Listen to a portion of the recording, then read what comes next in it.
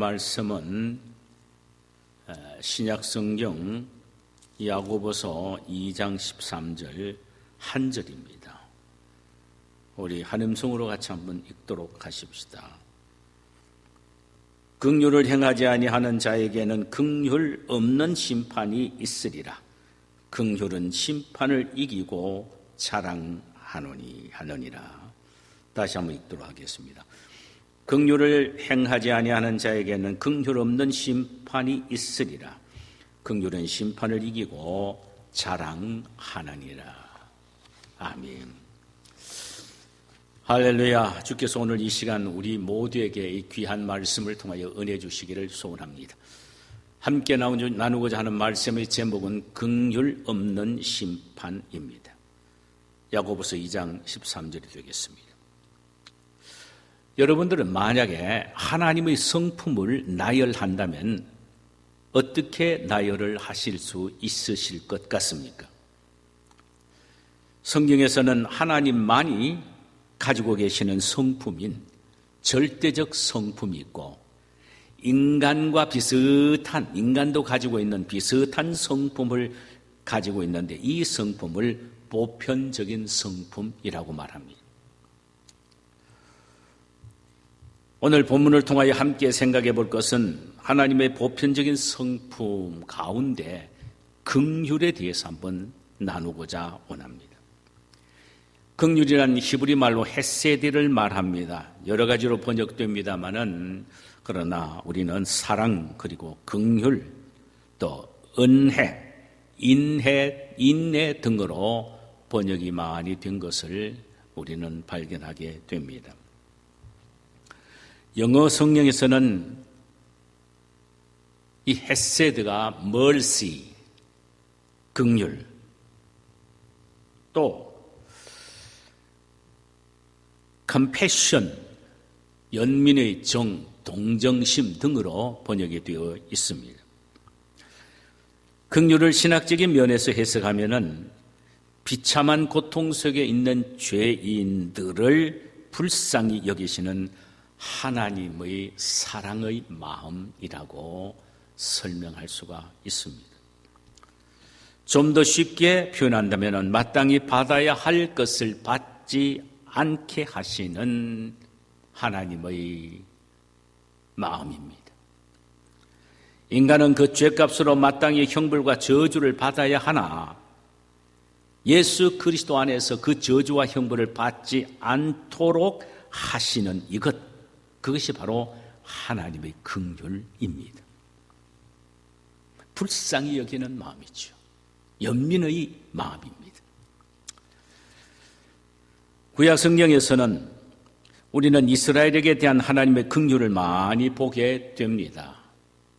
그래서 이스라엘 백성들에 대한 하나님의 마음을 긍휼히 여기신다, 불쌍히 여기신다라는 말씀으로 많이 표현이 되어 있지요. 하나 예를 들면은 유다가 범죄했기 때문에 하나님의 진노로 바벨론의 침공을 받게 됩니다. 이 모습이 얼마나 비참했든지 선지자 하박국은 적군의 말굽 소리를 듣고 창자가 흔들리고 입술이 떨리는 고통을 겪는다라고까지 말했습니다.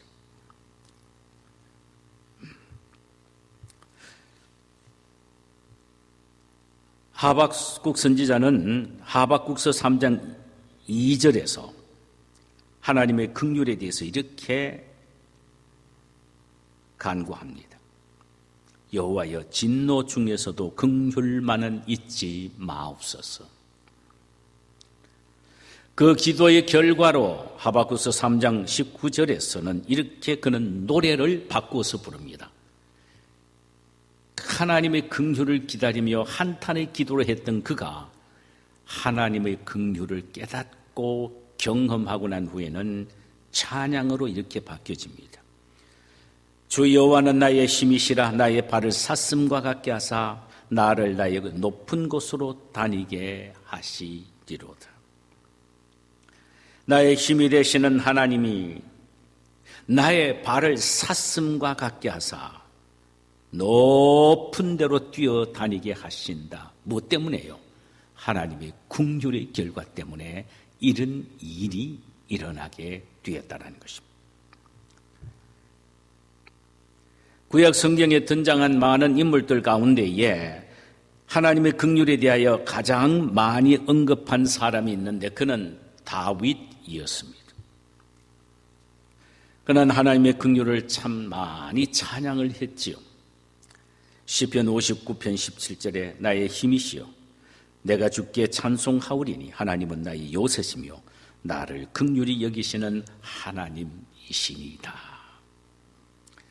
시편 103편 13절에 보면은 아버지가 자식을 긍휼히 여김같이 여호와께서는 자기를 경외하는 자를, 자기를 믿는 자를 긍휼히 여기시리라.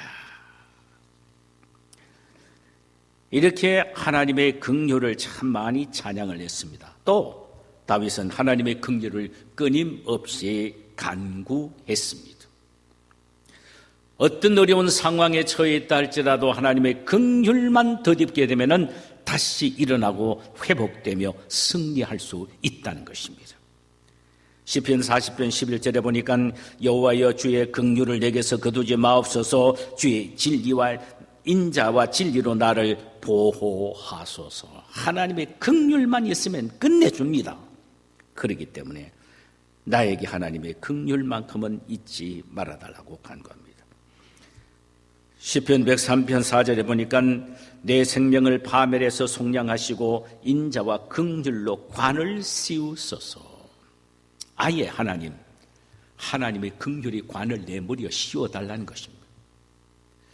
하나님의 긍휼의 관만 내버려 씌워지면은 어떤 어려움과 고통과 재앙과 환난과 고난이 온다 할지라도 긍휼의 관으로 하나님이 내버려 씌워주셨기 때문에 그 모든 악들은 나에게 접근하지 못한다는 것입니다.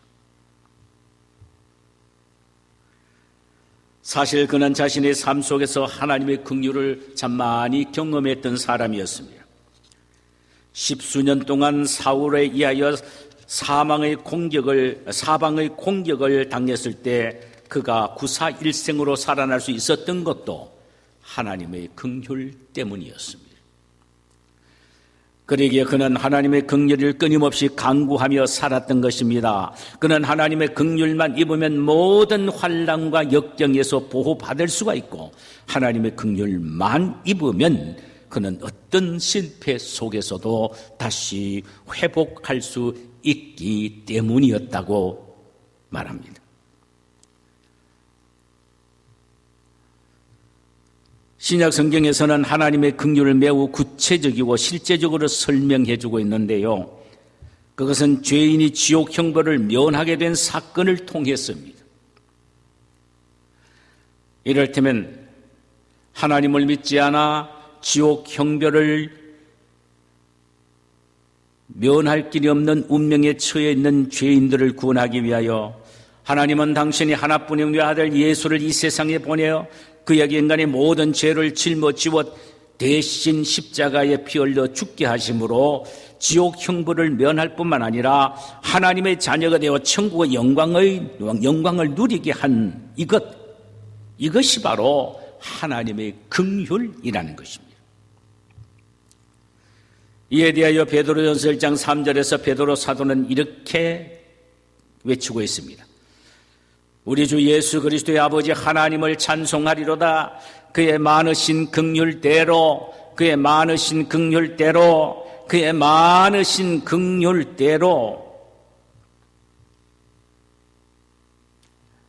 예수 그리스도를 죽은 자 가운데서 부활하게 하심으로 말미암아 우리를 거듭나게 하사 살 소망이 있게 하시며 억만 죄악 가운데 있던 나를 예수 그리스도의 십자가의 피로 속량해 주심으로 말미암아 내가 거듭나서 하늘나라에 살 소망을 갖게 되었다라는 것입니다. 무엇 때문에요? 하나님의 긍휼하심 때문이라는 것입니다. 하나님의 긍휼하심의 절정을 그림으로 그려주듯 분명히 우리에게 보여주시는 장면이 있는데 누가복음 15장 11절 이하에 기록되어 있는 소위 돌아온 탕자에 관한 이야기입니다. 아버지 품 안에 있던 둘째 아들이 일찌감치 유산을 받아 세상이 좋아서 아버지 곁을 떠나게 됩니다. 가지고 있던 재산을 다 탕진한 채 거지가 되어 다시 아버지 품으로 돌아오게 됩니다. 그 아들을 맞이한 아버지의 태도에 대해서 누가복음 15장 20절 이하에서 이렇게 기록하고 있습니다. 아직도 거리가 먼데 아버지가 그를 보고 측은히 여겨 달려가 목을 안고 입을 맞추니 이렇게 기록하고 있습니다. 아버지는 거지가 되어 돌아오는 이 둘째 아들을 징계하기 위하여 회초리를 들고 서서 기다리는 것이 아니었습니다. 아들을 보고 어디 뻔뻔스럽게 찾아오느냐 화를 내지도 아니었습니다. 오히려 몰골이 마리아는 아들을 보자마자 뛰어 달려가서 목을 안고 입을 맞추며 눈물로 아들을 맞이하게 된 것입니다. 무엇이 아버지를 그렇게 만들었습니까? 무엇이 돌아온 이 탕자에 대한 뜨거운 아버지의 마음을 표현하고 가슴으로 안고 용서하게 만들었습니까? 무엇이요? 오늘 본문에 보면은 누가복음 15장 20절 보면은 단어 하나가 나오는데 측은히 여겨라는 단어입니다. 하나님이 둘째 아들을 측은히 여겨 그에게 신발을 벗고 뛰어나가서 안고 입맞추며 눈물을 흘리고 그와 손잡고 집으로 돌아오게 만든 것입니다. 측은히 여기는 이 마음, 이것이 바로 뭐냐? 긍휼입니다. 성도 여러분, 하나님을 알지도 못하고 믿지도 않았던 우리가 예수 그리스도를 믿어 구원받아 하나님의 자녀가 된 것은 우리에 대한 하나님의 긍휼하심 때문임을 우리는 잊지 말아야 합니다. 죄로 말미암아 멸망을 받아 저 지옥으로 향하여 달려가고 있던 우리를 보시고 가만히 있을 수가 없었습니다. 그래서 당신과 함께 있던 당신의 외아들 예수를 육신의 몸을 입혀 이 세상에 친히 보내셔서 우리 죄를 짊어지고 우리 대신 십자가에 피 흘려 죽게 하심으로 우리의 모든 죄를 용서해 주실 뿐만 아니라 사망의 권세에서 건져 주셔서 영원한 천국에서 하나님과 함께 살 수 있는 하나님의 자녀의 특권을 주셨는데 이것은 곧 하나님 아버지의 긍휼하심 때문입니다. 우리는 하나님의 긍휼하심 때문에 지옥 형벌을 면할 수가 있었고 우리는 하나님의 긍휼하심 때문에 순종하지 않는 삶을 살아도 당장 심판을 받지 않게 되는 것입니다. 그렇다면 우리 모두는 하나님의 긍휼과 예수 그리스도의 긍휼의 엄청난 빚을 지고 있는 것입니다. 그 긍휼의 빚을 우리 모두가 갚아야 합니다. 어떻게 갚아야 합니까?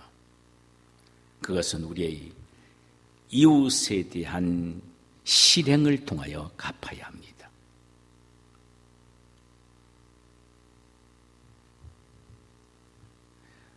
하나님께 받은 그리스도로부터 받은 긍휼의 마음을 이웃에게 우리가 베풀므로 긍휼을 베품으로 갚아야 한다는 말씀이 옳습니다.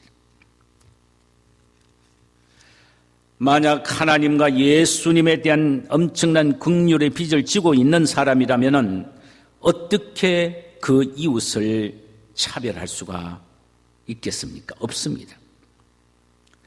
가진 자와 갖지 못한 자, 배운 자와 배우지 못한 자를 차별하는 것은 그 마음에 긍휼이 없는 증거입니다. 그렇다면 우리는 내 속에 긍휼의 마음이 있는지 없는지에 대한 자가 진단을 해 보아야 할 것입니다. 그것이 무엇입니까? 내 속에 사람을 차별하는 마음이 있는지 없는지를 확인해 보면은 내가 심정 속에 긍휼이 있어서 긍휼을 베푸는 사람이냐 아니냐라는 것이 판명이 되게 되어 있습니다.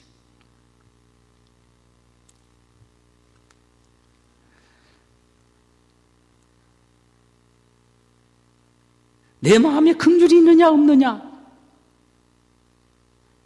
그것은 내가 사람을 차별하느냐 아니냐를 통하여 판명될 수 있다라는 말씀이 옳습니다. 어떻습니까? 여러분은 사람을 차별하십니까? 아니, 차별한다고 생각되십니까? 스스로 자가 진단해 볼 때. 그렇다면 여러분의 마음속에는 긍휼이 없는 사람들입니다.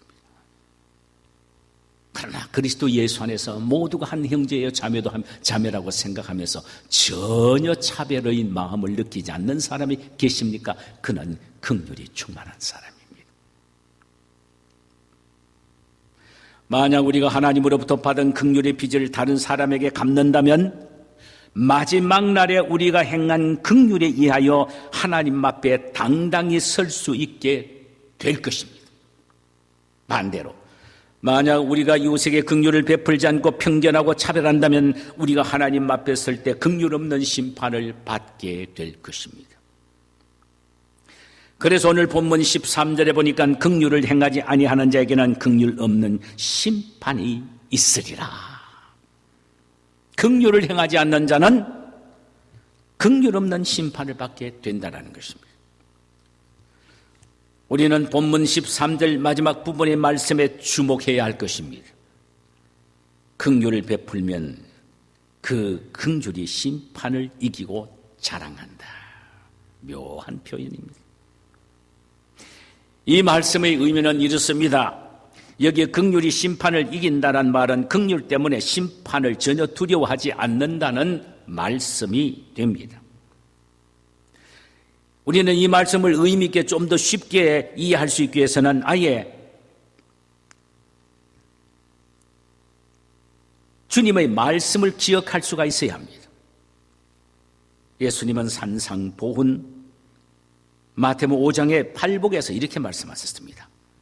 긍휼히 여기는 자는 복이 있나니 저희가 긍휼히 여김을 받을 것임이니라. 이 말씀의 의미 중 하나는 우리가 다른 사람에게 긍휼을 베풀면 마지막 심판대 앞에서 하나님이 이하여 긍휼히 여김을 받는다는 것입니다. 즉 우리가 베푼 긍휼이 하나님 앞에서 심판대 앞에 섰을 때 우리를 보호해 준다는 말입니다. 긍휼이 우리의 프로텍트가 된다는 말씀입니다. 긍휼이 우리의 프로텍트가 된다.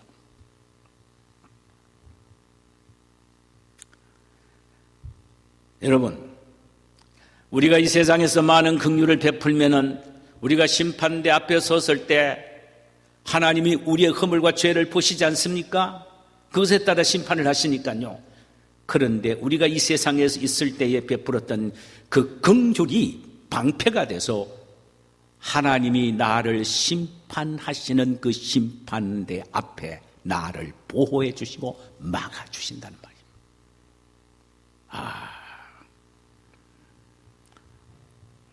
이 얼마나 대단한 말씀입니까? 더 놀라운 것은 그 긍휼이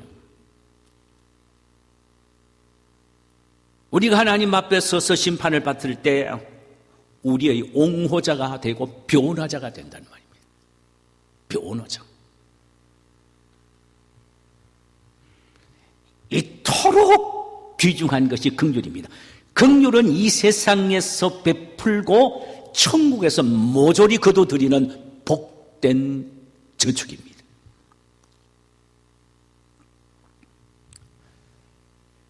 이 세상에서 우리가 행하고 마지막 심판대 앞에서 철저하게 긍휼의 보상을 받을 수 있는 것이 하나님의 멀시, 그리고 우리가 믿음의 형제에게 행하는 멀시입니다.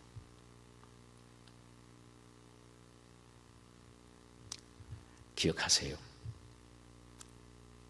천국에서 주님 앞에 마지막 심판대 앞에 서서 심판받을 때에 우리가 잊지 말아야 할 것은, 다른 건 다 없어져도 긍휼만이 내 앞에 나의 방패가 되어서, 프로텍트가 되어서 막아서 있다는 사실입니다. 천국에까지 가서 이 긍휼이 빛을 발하는 겁니다. 이 세상에서 우리가 긍휼 베푸면 하나님 앞에 서서는 엄청난 베네핏을 얻게 되는 것입니다. 유익을 얻게 되는 것입니다. 말씀을 맺겠습니다. 성도 여러분, 하나님 우리에게 요구하시는 것은 긍휼의 마음입니다. 그리고 그 마음으로 긍휼을 실천하라는 것입니다. 왜냐하면 우리는 하나님의 긍휼 때문에 하나님의 자녀가 되었고, 예수 그리스도의 긍휼 때문에 우리가 죄 용서함을 받아 의인이 되고 천국에 들어갈 수가 있게 되었기 때문입니다. 우리 모두는 엄청난 긍휼의 빚을 지고 있는 사람들입니다. 이 빚을 어떻게 갚아야 합니까? 빚은 안 갚으면 나쁜 거지요. 안 됩니다. 갚아야 합니다.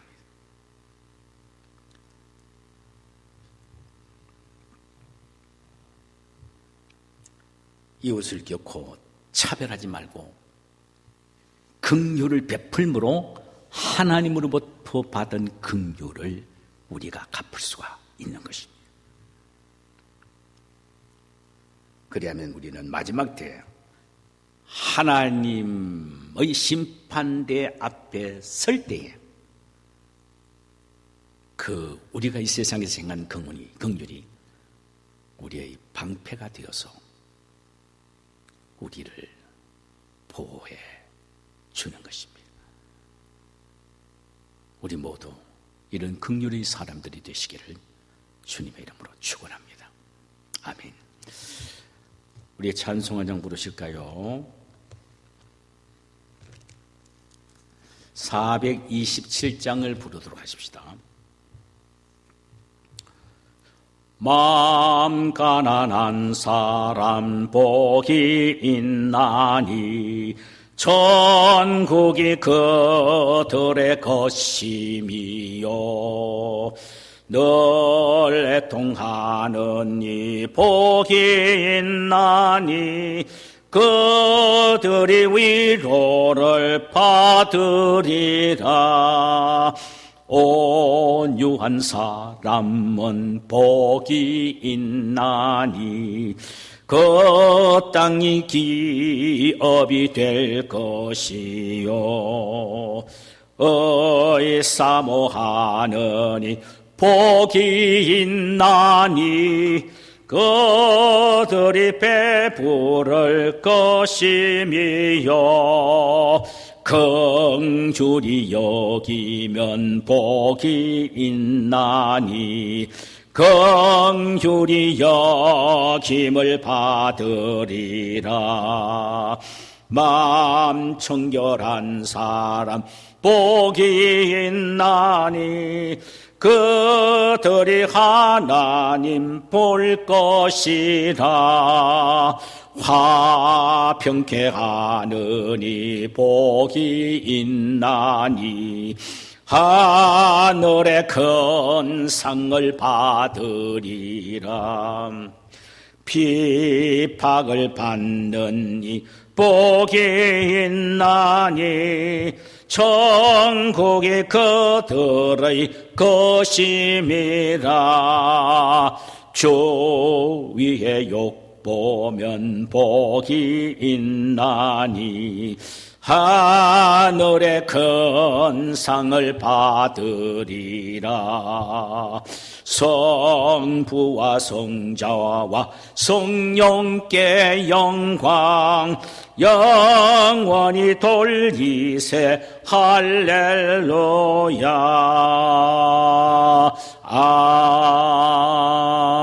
아멘.